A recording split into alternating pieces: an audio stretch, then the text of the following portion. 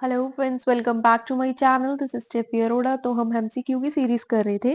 आज मैं सेकंड आपको एमसीक्यू का पार्ट करवा रही हूँ, जिसमें हम 20 एमसीक्यू डिस्कस करेंगे of business studies. So let's get start without any wastage of time.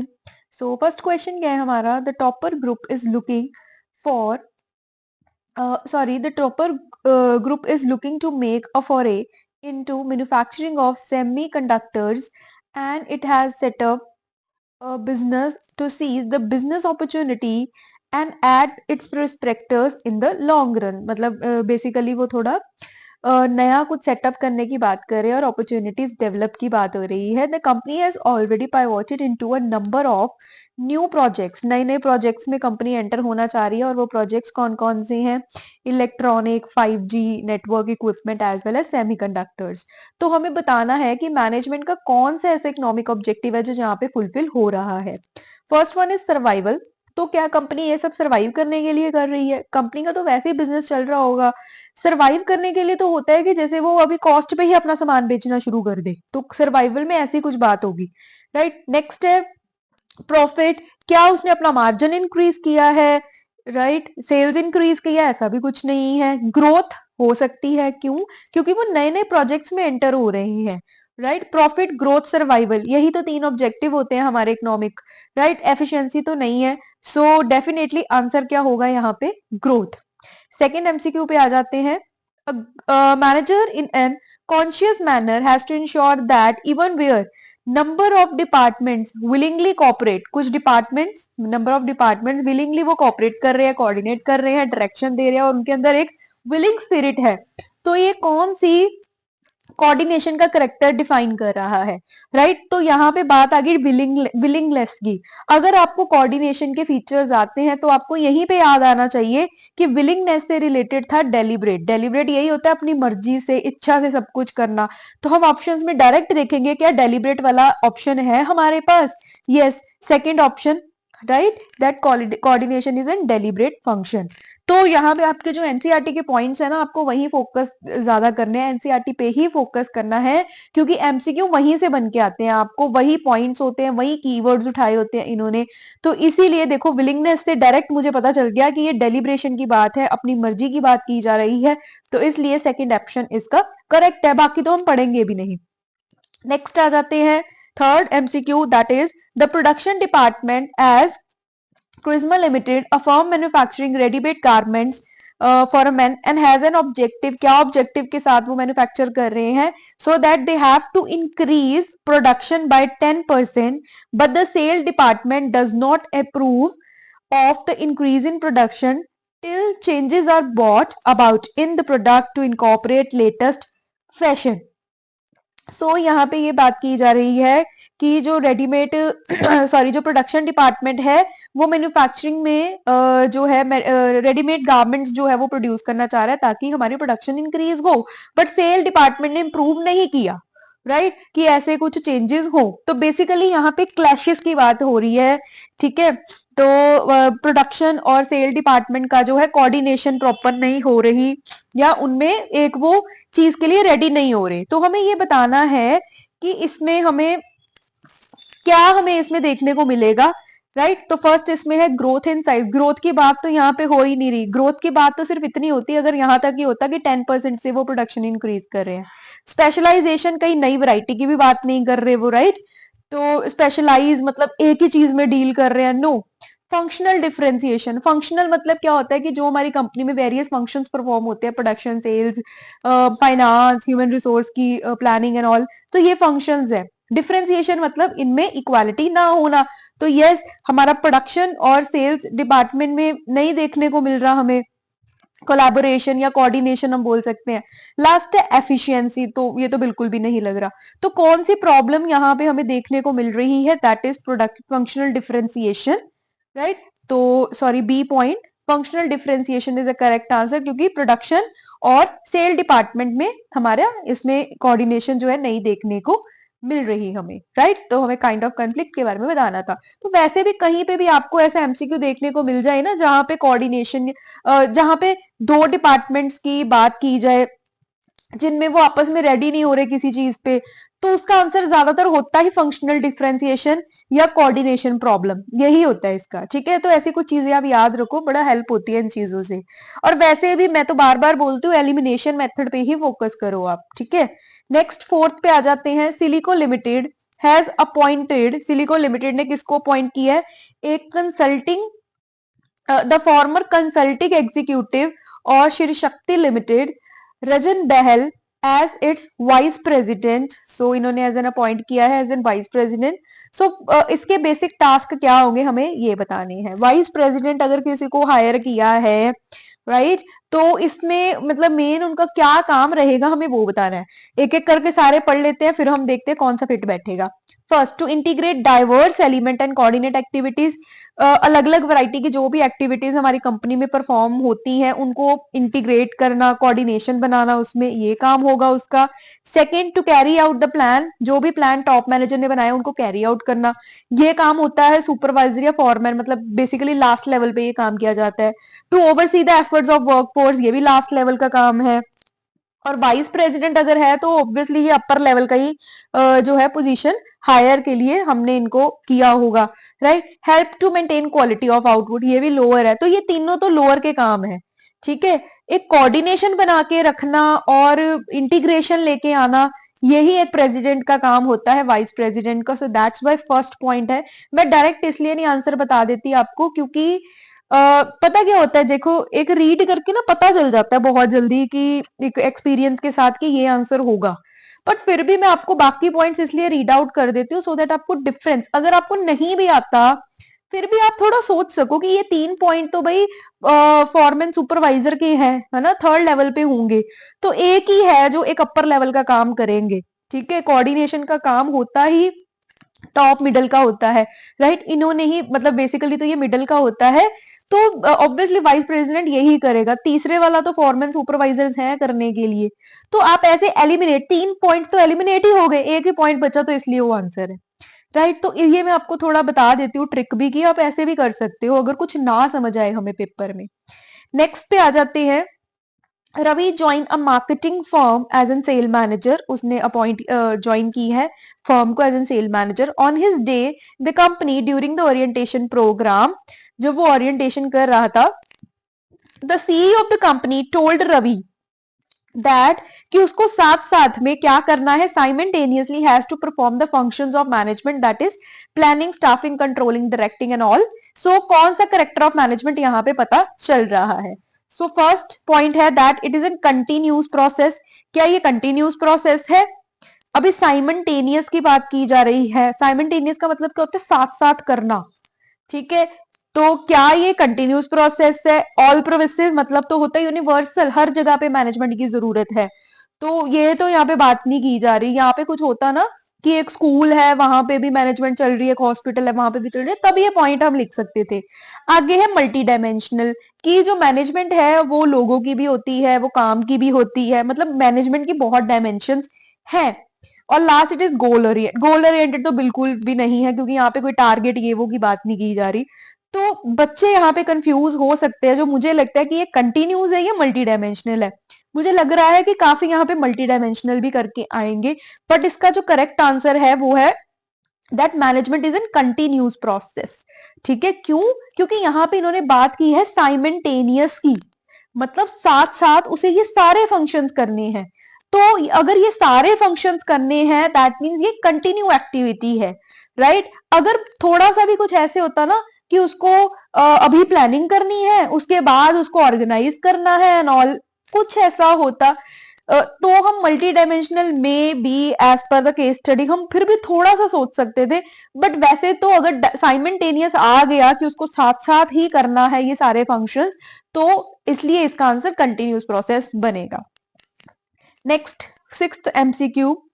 Mohammad Kenjriwal, a beekeeper since April 2021, is now a part of growing tribe of at least 50 urban dwellers across Maharashtra, raising bee and harvesting honey in their balconies. So किसी person की बात की जा रही है यहाँ पे कि वो डील करता है हार्वेस्टिंग हनी, राइट तो उसके लिए as he had been focus, उसका फोकस किस पे, थोड़ा क्विकली आप रीड कर लिया करो की पॉइंट फटाफट उठा के। अभी जैसे मैंने ये पूरी लाइन पढ़ी, इस पूरी लाइन का कंक्लूजन ये बात कर रहे हैं कि एक पर्सन इस एक्टिविटी में डील करता है, ठीक है। तो ऐसे बहुत आपको थोरो इतना जरूरत नहीं होती। हाँ, अगर आपको आंसर नहीं क्लियर हो रहा फिर आप थोरो हो जाओ, अच्छी तरह से पढ़ो, बट स्टार्टिंग हमें टाइम भी वहां पे मैनेज करना होता है एग्जाम में, तो ये भी आप थोड़ा इस पे प्रैक्टिस करो, right.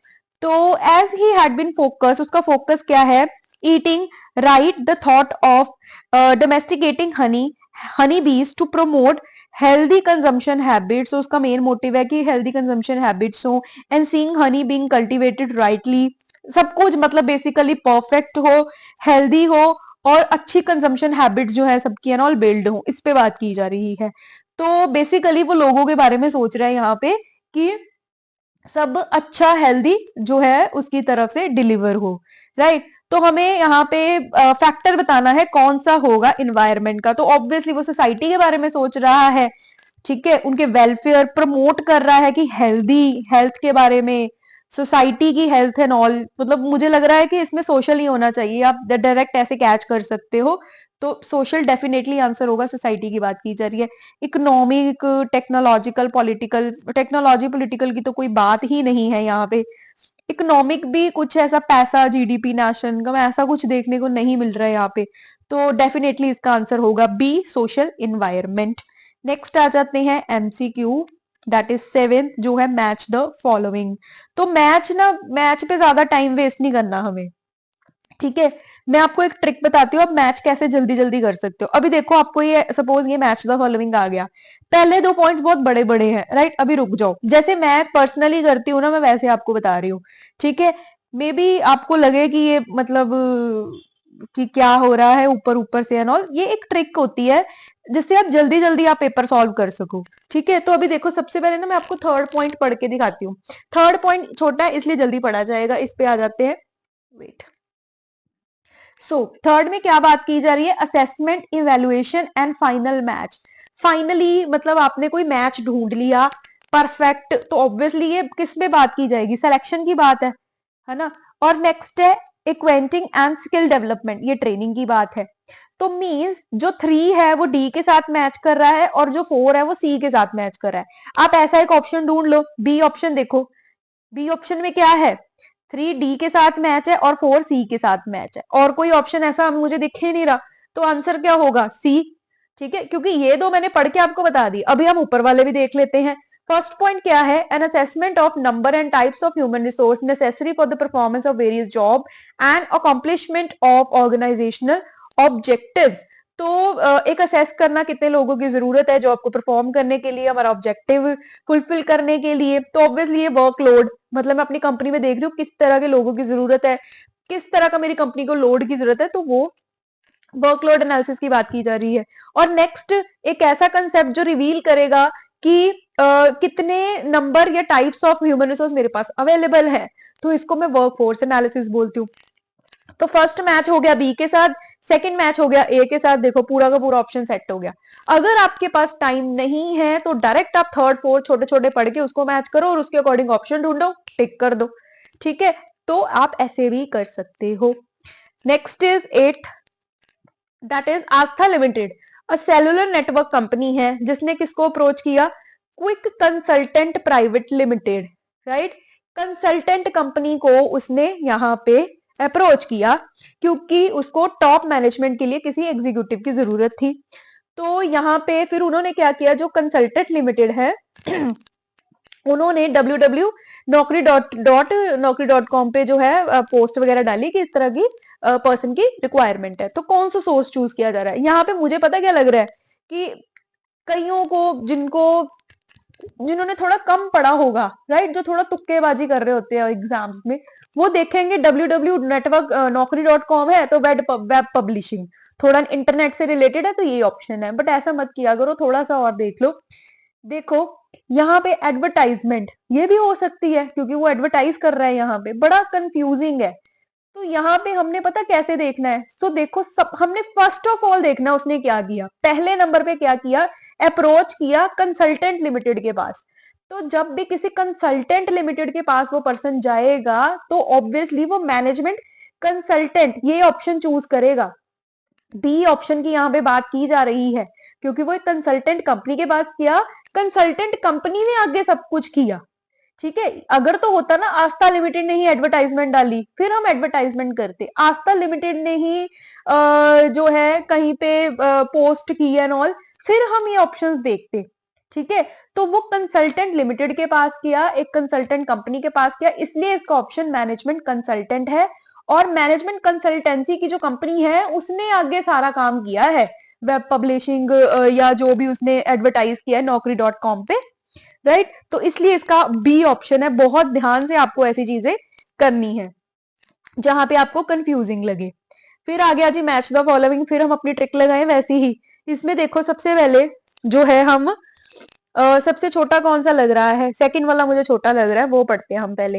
It is a joint programme of training in which educational institute and business firm cooperate. जहां पे ट्रेनिंग की जाती, जहां पे मतलब एक जॉइंट प्रोग्राम है जहां पे एजुकेशनल इंस्टीट्यूट भी होते हैं और फर्म्स भी होती हैं। तो ये कहाँ पे किया जाता है, तो बेसिकली ये इंटर्नशिप में होता है। तभी मतलब जहां पे एजुकेशन इंस्टीट्यूट में जाके बिजनेस फर्म जो है, जो इंटेलिजेंट पर्सन होते हैं, बच्चे होते हैं, उनको वो ले लेते हैं अपनी कंपनी के लिए। तो सेकंड जो है वो बी के साथ जा रहा है, डायरेक्ट ही जा रहा है, सामने सामने। हम अभी ऐसा ऑप्शन ढूंढेंगे कौन सा है जहां पे सेकंड मैच हो रहा है बी के साथ, वो है हमारा बी ऑप्शन। पर अभी बाकी भी चेक करते हैं, अभी लास्ट वाला पढ़ लेते हैं। ठीक है, लास्ट वाला देखो क्या है, वो भी थोड़ा छोटा है ना। The trainee work under the guidance of master worker. तो जब मास्टर वर्कर के अंदर ट्रेनी जो है प्रैक्टिस करता है, मैंने वन शॉट जब करवाया था तब भी बताया था, मास्टर वर्कर के अंदर अगर प्रैक्टिस चल रही है तो वो कौन सा प्रोग्राम होगा, अप्रेंटिसशिप। तो फोर्थ मैच हो गया ए के साथ, देखो हमारा ऑप्शन ठीक जा रहा है। ठीक है, तो अभी मुझे बी भी पता चल गया, मुझे लास्ट भी पता चल गया। ठीक है, तो अभी तक मैं 50-60% ही, वैसे तो मैं 90% ही श्योर हो चुकी हूँ क्योंकि ये दो मैच वाले और कोई ऑप्शन है ही नहीं मेरे पास, है ना। तो इसलिए हम क्या करेंगे, मुझे यहाँ पे लग रहा है कि ये बी ऑप्शन हमारा करेक्ट होगा। उसके बाद फिर आ जाते हैं नेक्स्ट, हम पढ़ लेते हैं सेकेंड लास्ट पढ़ लेते हैं हम। Employ learn their job on the equipments they bring they will be using but the training is conducted away from actual workforce. तो जब इक्विपमेंट्स वगैरह हाथ में पकड़ा के एम्प्लॉयज को सिखाया जाता है काम करने के लिए, तो वो कौन सी ट्रेनिंग है, बट एक्चुअल वर्क प्लेस से एम्प्लॉय दूर बैठा है, तो वो वेस्टिब्यूल ट्रेनिंग होती है। तो 3 मैच हो रहा है सी के साथ, 3 मैच हो रहा है सी के साथ। अभी लास्ट वाला भी मैं क्या पढ़ूं, पता ही चल रहा है हमारा क्या हो जाएगा, बी ऑप्शन यहाँ पे करेक्ट है। बट अगर आप फिर भी पढ़ना चाहते हो, यहाँ पे बात की गई है कि जब एक एम्प्लॉय को फेमिलियर किया जाता है कि कंपनी के क्या रूल्स रेगुलेशन है, तो वो इंडक्शन ट्रेनिंग होती है, जब रूल रेगुलेशन से प्रैक्टिस की जाती है। तो देखो इसी से आपका, इसी एमसीक्यू से आपके मेथड्स ऑफ ट्रेनिंग रिवाइज हो गए। तभी मैं कहती हूँ कि आप अगर एमसीक्यू करते हो ना, तो आपके बहुत से टॉपिक्स रिवाइज हो जाते हैं ऐसे ही, राइट। बट ये चीज कोई कोई ही समझ पाता है। आगे बात करते हैं, फिर मैच द फॉलोइंग, मजा आएगा, पढ़ते हैं फटाफट। यहाँ पे फर्स्ट बात की जा रही है सुपरविजन की। सुपरविजन का मतलब क्या होता है, निगाह रखना, चेक करना, मतलब सबको देखना सही से चल रहा है या नहीं चल रहा। तो यहीं पे मुझे पता चल गया कि फर्स्ट किसके साथ मैच हो रहा है, 4 के साथ। ठीक है, फर्स्ट मैच हो रहा है 4 के साथ। उसके बाद अगर मैं बात करूं, सुपरविजन ओवरसी करना परफॉर्मेंस, मोटिवेशन। अभी यहाँ पे ना कुछ बच्चे कंफ्यूज हो सकते हैं क्योंकि कईयों को लगेगा, कईयों को सिर्फ मोटिवेशन का ही मीनिंग पता होता है कि मोटिवेशन मतलब होता है इन्फ्लुएंस करना किसी के बिहेवियर को, राइट। मतलब ठीक है आप बोल सकते हो क्योंकि कई जगह मीनिंग लिखा होता है, इन्फ्लुएंसिंग का behaviour is known as motivation, बहुत जगह पे यहाँ पे है। ठीक है, मतलब अगर मैं इन्फ्लुएंसिंग लूं तो सेकंड सेकंड के साथ ही मैच कर रहा है ना। और सेकंड जहां पे सेकंड के साथ मैच कर रहा है वो मेरा ऑप्शन कौन सा है, 3 वाला और 2 वाला। बट वहां पे देखो 1 किसके साथ मैच हो रहा है, इंस्ट्रक्टिंग और फीडबैक। तो सुपरविजन तो नहीं है इंस्ट्रक्टिंग फीडबैक, बिल्कुल भी नहीं है, राइट। और एक जगह 1-3 के साथ मैच हो रहा है, fulfilling need, supervision fulfilling need भी नहीं है। जो सुपरविजन है वो तो है ही ओवरसीइंग परफॉर्मेंस। ठीक है, तो मुझे सुपरविजन अगर श्योर है ना, तो मैं ये वाले ऑप्शन के साथ जाऊंगी, फर्स्ट वाले के साथ ही, ओवरसी परफॉर्मेंस। तो जो मोटिवेशन है यहाँ पे दो में कंफ्यूज हर कोई होगा कि इन्फ्लुएंस बिहेवियर या फुलफिलिंग नीड है। बट ज्यादातर ना +2 के केस में मोटिवेशन फुलफिलिंग नीड ही होती है। क्यों? क्योंकि मैस्लो नीड हायरार्की थ्योरी है, मैस्लो पे ज्यादा फोकस किया हुआ है थ्योरी पे, और मैस्लो यही बोलता है कि अगर आपकी नीड्स फुलफिल होगी तभी आप मोटिवेट होगे। तो अगर इन्फ्लुएंस बिहेवियर और फुलफिलिंग नीड आप कंफ्यूज हो रहे हो, तो मोटिवेशन को आपने फुलफिलिंग नीड के साथ ही कोऑर्डिनेट करना है, फर्स्ट प्रेफरेंस आपने उसको देनी है। ठीक है, तो यहाँ पे हमारा सेकंड वाला हो गया फुलफिलिंग नीड, मतलब सेकंड मैच हो गया 3 के साथ, फर्स्ट मैच हो गया 4 के साथ, 3 मैच हो रहा है हमारा 2 के साथ, दैट इज इन्फ्लुएंसिंग बिहेवियर। और लास्ट अगर हमें कम्युनिकेट करना है तो फीडबैक इंस्ट्रक्शंस के लिए हमें कम्युनिकेशन चाहिए होती है। सो द करेक्ट आंसर यहाँ पे हमारा क्या हो जाएगा? First point. बड़ा ध्यान से ये करने वाला था, इसलिए मैंने थोड़ा ये एक्सप्लेन किया है, क्योंकि कंफ्यूजन इसमें हो सकती थी। आपको ऐसी कंफ्यूजन नहीं करनी, यही है जो ये एक अद्धा एमसीक्यू ना आपके पेपर में पक्का आता है। ऐसा क्यों? क्योंकि उन्होंने भी तो टॉपर निकालना है, एक ऐसा डालेंगे वो पॉइंट जिसपे आप कंफ्यूज हो जाओ, और जो स्मार्ट होगा वो निकल जाएगा। ठीक है, तो ऐसी चीजों पे प्लीज फोकस आप करो। So next 11th point, now a day CCTV is being used in organisation as a means to control wrong behaviour and to prevent theft. तो कौन सा इंपॉर्टेंस ये बताएगा कि अगर ऑर्गेनाइजेशन में सीसीटीवी लगे हैं तो क्या मेन मकसद होता है? क्या हमें कंपनी के गोल्स अचीव करने हैं, सारे रिसोर्सेज का एफिशिएंट यूज हो, कम एम्प्लॉयज मोटिवेट हो, और ऑर्डर डिसिप्लिन बना रहे। सीसीटीवी क्यों लगाया जाता है? क्यों हम पे इतना चेकिंग रखी जाती है एम्प्लॉयज पे? इसलिए रखी जाती है ताकि एक डर रहे, जो भी रूल्स रेगुलेशंस बनाए हैं वो अच्छे से सब फॉलो करे, एक डर के कारण डिसिप्लिन बना रहे, राइट? तो ये तो मतलब मुझे लगता है सिंपल ही है, लास्ट पॉइंट इसका मेन ठीक रहेगा, क्योंकि एक ऑर्डर डिसिप्लिन को मेंटेन करने के लिए सीसीटीवी लगाया जाता है। आगे आ जाता है financial leverage is called favourable. Financial leverage favourable कब होगा? जब मेरी आरओआई ज्यादा होती है कॉस्ट ऑफ डेट से, मतलब जब मुझे जहां पे मैंने पैसा इन्वेस्ट किया है वहां से मुझे ज्यादा रिटर्न मिले देन मेरा जितना खर्चा पड़ रहा है लोन या डेट लेने से। तो ये तो सीधा सीधा जनरल सा पॉइंट है, बी ऑप्शन इसका करेक्ट है। नेक्स्ट आ जाते हैं बोरोइंग एट द रेट 10% है और टैक्स रेट अगर 30% है, तो मुझे ये बताना है आफ्टर टैक्स मेरी कॉस्ट ऑफ डेट कितनी पड़ेगी। ठीक है, तो अभी मैं एक एग्जांपल लेती हूँ, फॉर एग्जांपल कि 100 रुपए मतलब मुझे चाहिए, ठीक है, डेट की फॉर्म में। वेट, रोटेट हो जाता है एक तो। ठीक है, तो 100 रुपए मुझे अगर डेट की फॉर्म में चाहिए, 30% उस पर टैक्स लग गया, तो मेरा कितना रह गया? मतलब 70% जो है मेरा निकल के आया यहाँ पे। ठीक है, अगर मैं 100 रुपीज पे टैक्स लगा रही हूँ तो 70 रुपीज बचे मेरे पास पैसे। ठीक है, तो मुझे यहाँ पे कॉस्ट ऑफ डेट कितना पड़ेगा? अगर मुझे 70 रुपए का कर्जा चाहिए, ठीक है, और मुझे 10 रुपए उस पर रेट लग रहा है, 10 रुपए बोरोइंग रेट लगेगा। ठीक है, 70 लिख रही हूँ मैं सीधा यहाँ पे, थोड़ा क्लियर हो जाएगी स्क्रीन। ठीक, 70 सबको पता चल गया होगा कैसे, कि 100 रुपए का मुझे कर्जा चाहिए, 30 रुपए अगर मैं टैक्स पे कर रही हूँ तो मतलब मुझे 70 रुपए का कर्जा मिल रहा है, और 70 रुपए के कर्जे में मुझे जो है पेमेंट करनी है ऑफ बोरोइंग, मतलब मुझे यहाँ पे इंटरेस्ट पे करना है। 70 रुपीज बोरोइंग के लिए मुझे अगर 10% यहाँ पे एक्सपेंस पे करना पड़ेगा, 10% मुझे पे करना पड़ेगा, तो मतलब मेरे को कितना खर्चा बढ़ रहा है? 7% का, 7% का बढ़ रहा है ना, तो यहाँ पे करेक्ट ऑप्शन मेरा 7% आ जाएगा। वैसे ना इसका फॉर्मूला भी होता है, एक इसका फॉर्मूला होता है, जो भी बोरोइंग की परसेंटेज है that is 10%, bracket start, 1 minus यहाँ पे आ जाता है हमारा जो टैक्स रेट है दैट इज 30%। आप इसको डायरेक्ट भी कर सकते हो, 1 में से टैक्स परसेंट को माइनस किया, ये आ गया 70, और 70 का हमने यहाँ पे 10% किया और 7% आ जाता है। ठीक है, तो इसको आप ऐसे भी कर सकते हो फॉर्मूला लगा के भी, तो इसका 7% आंसर आ जाएगा। नेक्स्ट है हमारा current assets of the business form should be finance through. Current assets के लिए अगर आपको पैसा चाहिए तो आप कहाँ से पैसा ले सकते हो? क्या सिर्फ करंट लाइबिलिटी से ही लोगे, या सिर्फ लॉन्ग टर्म लाइबिलिटी से ही लोगे, या बोथ, लॉन्ग और शॉर्ट कोई भी आप लाइबिलिटी यूज कर सकते हो? करंट एसेट एक एग्जांपल में, मेरे को स्टॉक चाहिए, जरूरी थोड़ा कि मैं शॉर्ट टर्म लोन लेके ही स्टॉक परचेज कर सकती हूँ, मैं लॉन्ग टर्म भी ले सकती हूँ, मेरी मर्जी।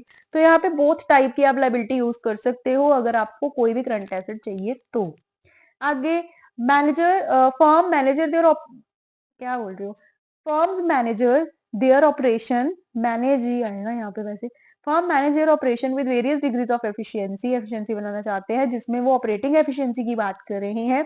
Operating efficiency deals with related to working capital, current asset, current liability, right, may reduce the level of raw material, finished goods and debtor resulting in low requirement of working capital. So basically मुझे यहाँ में ये बताना है कि अगर मुझे operating efficiency की बात करनी है तो वो मुझे कैसे पता चलेगी कि मेरी कंपनी की ऑपरेटिंग एफिशिएंसी बहुत अच्छी है। तो कैसे पता चलेगा? तो पूरे ऑप्शंस में पहले तो मैं ये देख रही हूँ कि इन्वेंट्री टर्नओवर और ट्रेड रिसीवेबल टर्नओवर की बात की जा रही है। अगर मुझे इन दोनों का मतलब पता हो तो बड़ा इजीली मुझे पता चल जाएगा। तो इन्वेंट्री टर्नओवर का मतलब क्या होता है कि जितना भी आपने सामान बनाया है, जितना भी आपके पास स्टॉक है, वो कितनी जल्दी सेल में कन्वर्ट हो जाएगा। ठीक है। एक होता है ट्रेड रिसीवेबल टर्नओवर रेशियो, मतलब जिनको भी मैंने उधार पे सामान बेचा है वो मुझे कितनी जल्दी पेमेंट कर देंगे आगे। तो अगर मुझे मेरी कंपनी की ऑपरेटिंग एफिशिएंसी की बात करनी है तो ऑब्वियसली मैं यही चाहूंगी कि मेरा स्टॉक जल्दी से बिके, और अगर मैंने किसी को उधार पे सेल किया तो वो मुझे जल्दी से पैसा दे। दैट मीन्स दोनों रेशियोज मुझे हाई चाहिए। तो दोनों रेशियो हाई कौन सा ऑप्शन है? फर्स्ट ऑप्शन ही है ना, high turnover and high trade receivable. तो बाकी सब में तो देखो एक लो एक हाई है, तो इसलिए करेक्ट ऑप्शन फर्स्ट है। नेक्स्ट असर्शन रीजंस है, नहीं सॉरी, स्टेटमेंट्स वाला क्वेश्चन है। दैट इज दो स्टेटमेंट में बताना है कि क्या सही है क्या गलत है। तो first is advertisement is an impersonal form of communication, impersonal form है, यस करेक्ट है। It lacks direct feedback, directly आपको फीडबैक एडवर्टीजमेंट में आप नहीं दे सकते या आपको नहीं मिल सकती, यस ठीक है। तो both statements correct, C option correct है यहाँ पे। नेक्स्ट बात कर लेते हैं, कंज्यूमर प्रोटेक्शन एक्ट का क्वेश्चन आया है। सो यहाँ पे वो बात कर रहे हैं, ये हमें प्रोवाइड करता है कि number of relief to customer, अगर किसी कस्टमर को रिलीफ देना है जैसे प्रोडक्ट को रिप्लेस करना, डिफेक्ट को रिमूव करना, कंपनसेशन पे करना एंड ऑल, ये कौन सी कंज्यूमर राइट बताती है? Right to inform, right to hear, right to consumer education and right to seek redressal. तो रेमेडीज की बात, रिलीफ की बात सीक्रेट रेसल में की जाती है और कहीं पे तो ये फिट ही नहीं है, इसका मीनिंग ही यही है। अगर आपने राइट्स अच्छे से किए ये तो डायरेक्ट क्वेश्चन आप सीधा ही बता सकते हो। नेक्स्ट क्वेश्चन बड़ा इंटरेस्टिंग, ध्यान से करने वाला है ये। शीला वेंट टू, ये भी एक ऐसा क्वेश्चन ही है जहां पे बच्चा फंस जाएगा। ठीक है। तो Sheela went to a free eye checkup, पहले तो अंडरलाइन कर लो फ्री, ये तो मैं कर रही हूँ इसलिए आपको पता चल जाएगा, पेपर में आप कंफ्यूज हो जाओगे, ये फ्री वर्ड बहुत कुछ करके जाएगा देखना।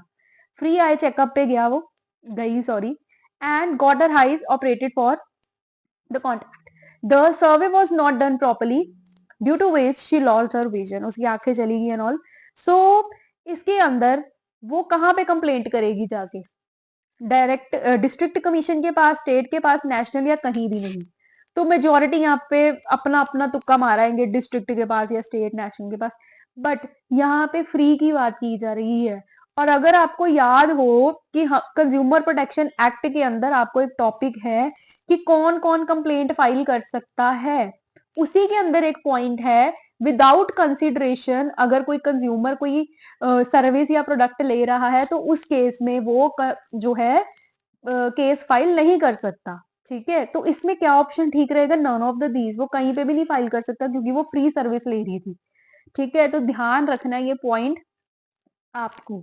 ठीक है। तो बड़े प्यारा से एक एमसीक्यू था जहां पे गलती हो सकती है। नेक्स्ट आ जाते हैं 19th पे, यहाँ पे which of one of the following can not file a complaint under the consumer protection act. So कौन जो है केस फाइल नहीं कर सकता, कंप्लेंट फाइल नहीं कर सकता?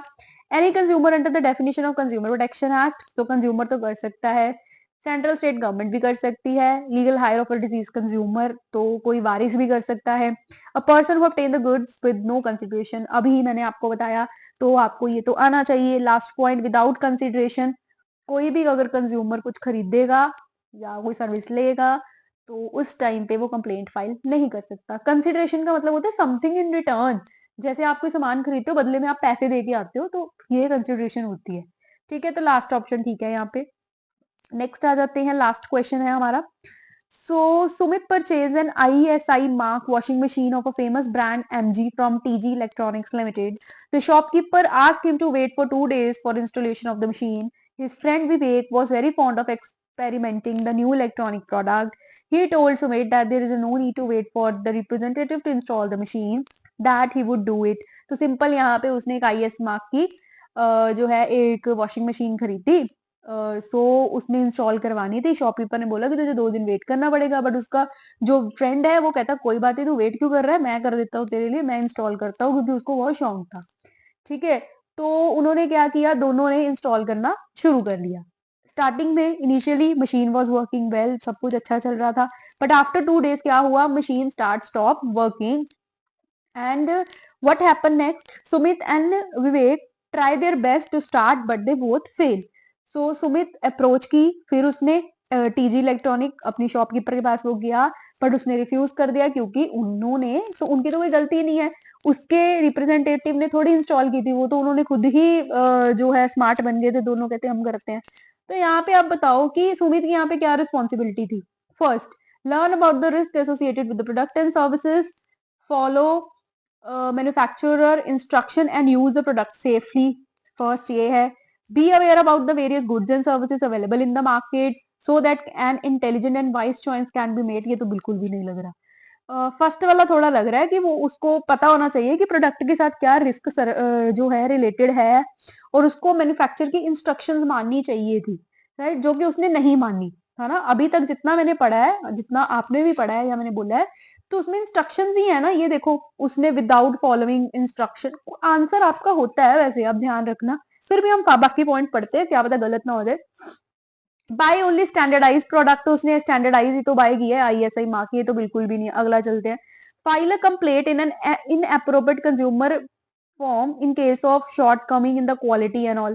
क्यों फाइल करे वो कंप्लेंट, क्योंकि उसने तो अच्छा प्रोडक्ट दिया है, खराब जो हुआ है वो तो कंज्यूमर के कारण ही हुआ है। तो ये भी बिल्कुल नहीं है, तो डेफिनेटली फर्स्ट ही बनता है, क्योंकि उसने इंस्ट्रक्शंस नहीं मानी थी, तो ये उसकी रिस्पॉन्सिबिलिटी की है, जो भी रिस्क है प्रोडक्ट के साथ उसको वो माने और अपनी रिस्पॉन्सिबिलिटी को समझे, राइट। तो इस तरह से बच्चे एमसीक्यू करते हैं। कोई प्रॉब्लम क्वेरी कुछ भी है, आप तो मुझे कमेंट सेक्शन में डालो, मैं उसको सॉल्व करूंगी। फिर भी अगर इनमें से भी कोई प्रॉब्लम है तो भी मैं आपको बताऊंगी, ठीक है। तो नेक्स्ट अभी मैं एक और वीडियो लेके आऊंगी, जिसमें मैं आपको चैप्टर वाइज इंपॉर्टेंट क्वेश्चन बताऊंगी, और उसके बाद मैं फिर ट्राई करूंगी कि एक वीडियो उस पर भी ले आऊं कि कौन से ऐसे इंपॉर्टेंट टॉपिक्स है जहां से केस स्टडी बन के आती है पूरे सिलेबस में। तो ये 2 वीडियोस पे मतलब मैं काम कर रही हूँ, तो होपफुली ये भी हो जाए हमारा जल्दी आपके एग्जाम तक। तो टिल देन आप इसको रिवाइज करो अच्छे से। इसी के साथ आपके बहुत से टॉपिक्स रिवाइज में होपफुली हो गए होंगे।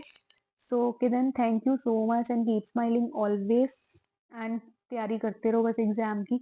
Thank you.